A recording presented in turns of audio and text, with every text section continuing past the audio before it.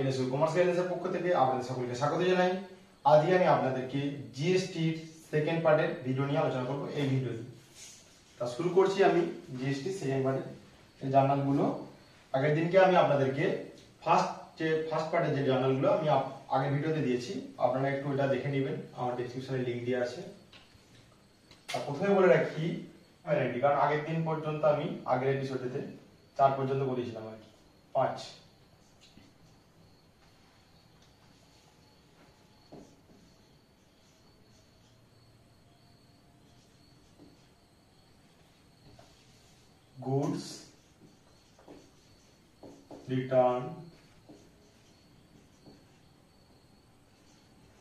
goods return to supplier. ওকে, বিক্রিত পণ্য ফেরত দিলে। তো আমরা একটা জিনিস বলবো, প্রথমে আমরা কি করতাম, যদি পণ্য কিনতাম, ফর গুডস পারচেস, যদি আমরা মালপত্র কিনতাম সেক্ষেত্রে কি করতাম না, পারচেস অ্যাকাউন্টকে ডেবিট করতাম, কারণ পারচেস একটা নমিনাল অ্যাকাউন্ট, খরচ ক্ষতি ডেবিট এবং আয় লাভ ক্রেডিট।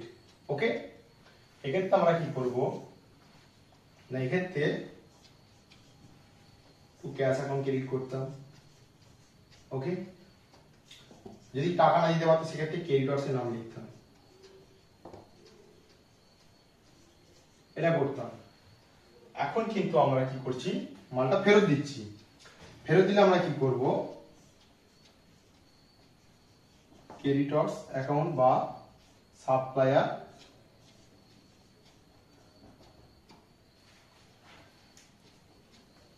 অ্যাকাউন্টকে ডেবিট করব, উল্টো হয়ে যাবে, টু পারচেস রিটার্ন, বা বলতে পারি রিটার্ন আউটওয়ার্ড। আচ্ছা, রিটার্ন আউটওয়ার্ড মানে হচ্ছে, রিটার্ন ইনওয়ার্ড মানে হচ্ছে আমি যদি বিক্রি করি পণ্যদ্রব্য, যদি আমার কাছে ফেরত আসে সেক্ষেত্রে কি হবে না, রিটার্ন ইনওয়ার্ড মানে ফেরত আসছে, এবং আমি যদি কিনে থাকি সেক্ষেত্রে যদি পণ্যদ্রব্যটা ফেরত পাঠাই সেক্ষেত্রে কি হবে না, রিটার্ন আউটওয়ার্ড হবে, মানে আমি ফেরত পাঠিয়ে দিচ্ছি আর কি, আউট করে দিচ্ছি আমার কাছ থেকে। ওকে, আর জিএসটি গুলো একটা খরচা, সেই জন্য তাকে ডেবিট করতে হবে, এখানে উল্টো হবে,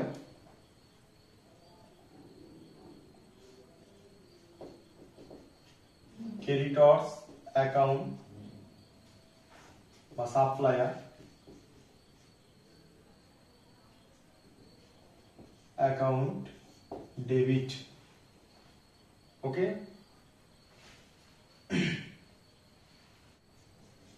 input CGST account to input SGST account to input IGST account. Okay, আমরা যখন কিনছিলাম তখন কি করছিলাম, সবগুলোকে কিন্তু ডেবিট করছিলাম জিএসটি গুলোকে, এখন কিন্তু ক্রেডিট উল্টো হয়ে যাবে। ওকে, তাহলে আমরা পণ্যদ্রব্য যদি কিনি সেক্ষেত্রে আমার এন্ট্রি কি হবে, purchase account debit to cash account credit.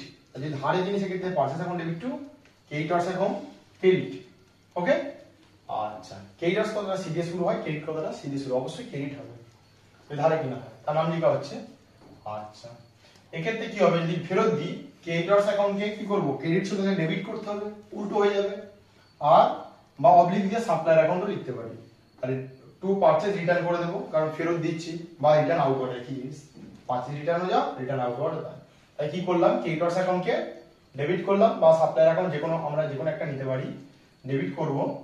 এরপর কি করব, টু পারচেজ রিটার্ন অ্যাকাউন্ট বা রিটার্ন আউটওয়ার্ড যে কোনো একটা ক্রেডিট করতে পারি। আর input GST, input CGST, input SGST, input IGST.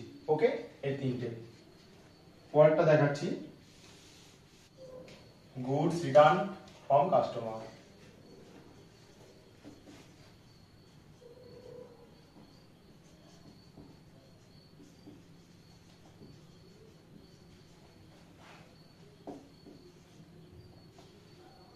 যদি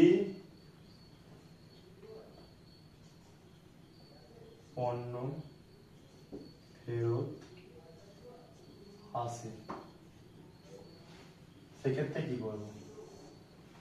দেখো যদি বিক্রি করে সেক্ষেত্রে কি হয়, বিক্রি করলে ক্যাশ আসে, cash account debit to sales account credit করতাম, আর যদি ধারে কিনতাম সেক্ষেত্রে কি করতাম, ডেটর্স অ্যাকাউন্টকে ডেবিট করতাম ধারে, আর এটা নগদে। ওকে, এরপর আমরা কি করব, যদি এটা জিএসটি দিয়ে কিনতাম সেক্ষেত্রে কি হতো,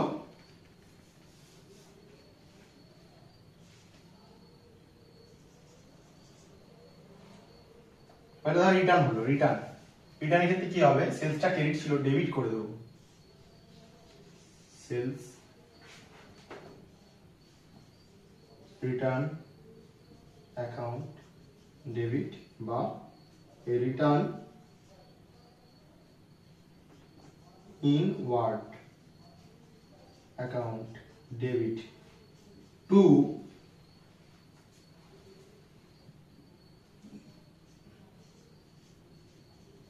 ডেটর্স বা সাপ্লায়ার, কাস্টমার লিখো।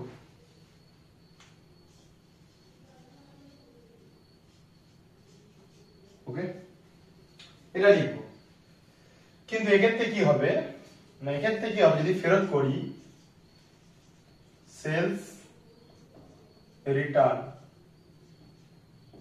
অ্যাকাউন্ট, সেলস রিটার্ন বা রিটার্ন ইনওয়ার্ড, আর মানটা তো ফেরত আসছে না, তাই ইন করব, ফেরত হলে ইন করব। ওকে, two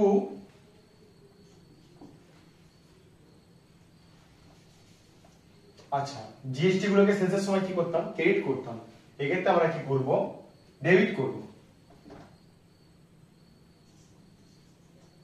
output SGST account debit, output CGST account debit, output IGST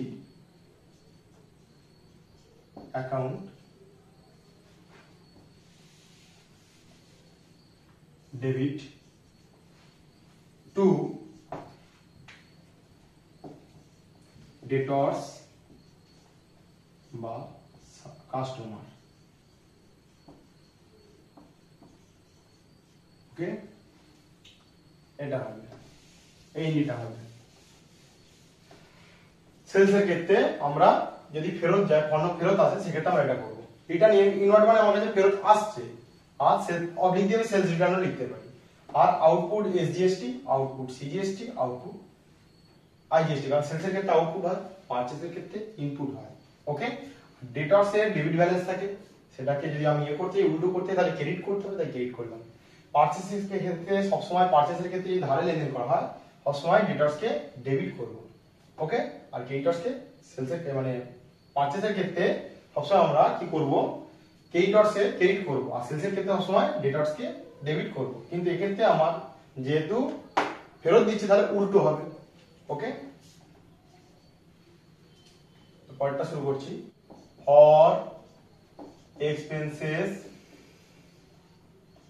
paid, যদি খরচ প্রদান করা হয়, এক্ষেত্রে আমরা কি করব, যদি খরচ প্রদান করি, আমরা খরচ প্রদান করলে খরচ দিকে ডেবিট করি, তাহলে যে কোনো খরচা এক্সপেন্সেস অ্যাকাউন্টকে ডেবিট করব আমরা। আচ্ছা, টু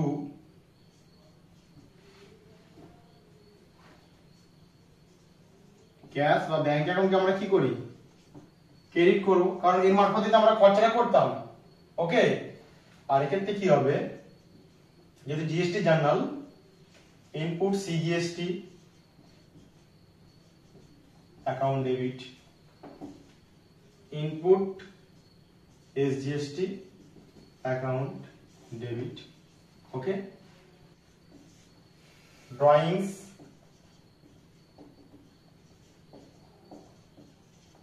গুডস বাই ওনার, যদি কোনো মালপত্র তোলা হয় আর কি, উত্তোলন করে, যদি কারখানা থেকে কোনো প্রয়োজনে কোনো দোকান বা যেখান থেকে মালপত্র তোলে সেক্ষেত্রে কি হবে। তা আমরা জানি ড্রয়িংস